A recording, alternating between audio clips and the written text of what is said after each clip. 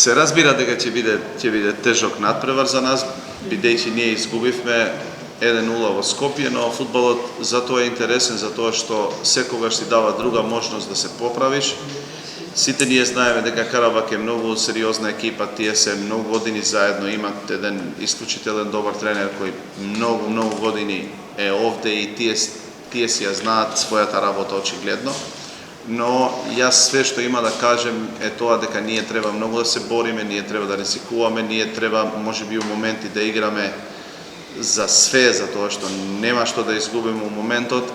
Меѓутоа најбитно од све е да се даде максимумот, да се почитува дресот, да се обидуваме, значи да се репрезентираме најдобро што е можно.